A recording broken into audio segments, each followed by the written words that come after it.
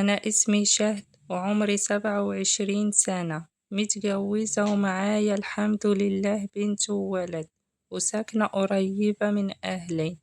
بس بسبب مشاغل الحياة زيارتي كانت بتبقى قليلة جدا عشان أروح بيت أهلي وأشوفهم، لأنه ماما كانت على طول زعلانة وبتقول إن أنا ما بروح لهاش، وهي عايشة مع بابا ومرات أخويا المسافر، وأنا وأختي فين وفين لما بنروح نزورهم.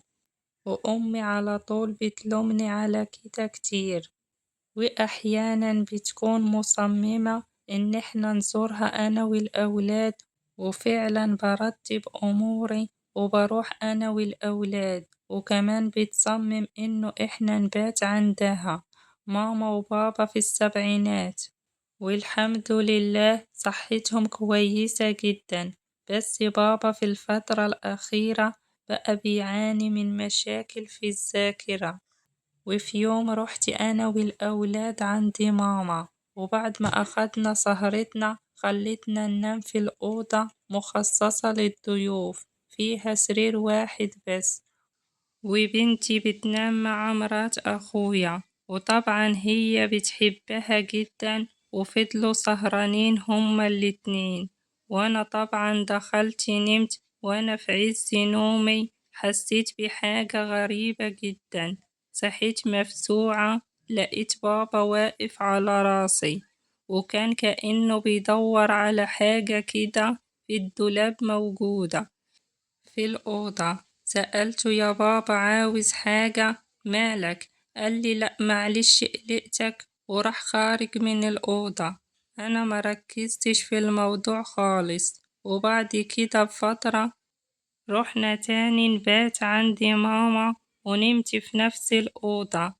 وبعد نوم المرة التانية حسيت حد بيحاول إنه هو يرفع الهدوم بتاعتي. صحيت لقيت بابا عندي راسي، ارتبك لما صحيت. قلتله يا بابا مالك؟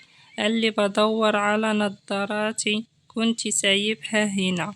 وقمت دورت معاه وما لقيناش حاجة، لكن المرة دي حسيت إنه في حاجة مش طبيعية.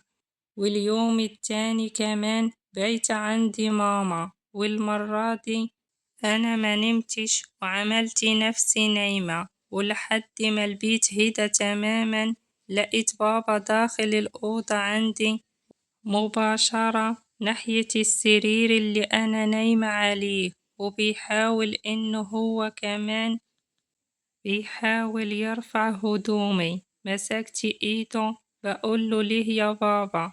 انت بتعمل ايه؟ انا بنتك، انت فيك حاجة؟ انت بتعمل كل مرة كده. اتخض قوي وضربني بايده، معرفتش انام باقي الليل، وخرج طبعا على طول، وانا كنت مصدومة ومش قادرة انه انا افكر. قلت ايه ده؟ معقولة ده بابا؟ وايه اللي هو بيعمله ده وفي السن ده؟ قلبي وجعني قوي، وخفت على بنتي، خفت عليها جدا لحسن يعمل فيها حاجة. صحيت الصبح وانا مش عارفة اعمل ايه. اتصلت باختي وكلمتها، وانصدمت انه اللي حصل معايا حصل معاها لما كانت بتبات عندهم. قالت لي ما تكلميش حد، انت عارفة امك تعبانة وعصبية ومش مستحملة، لو عرفت ممكن تروح فيها.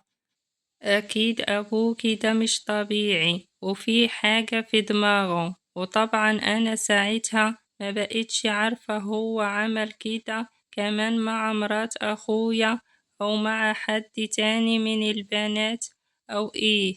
ما بقيتش عارفة حاجة ومش عارفة أعمل إيه، أقول لأمي وواجهه أو أعمل إيه.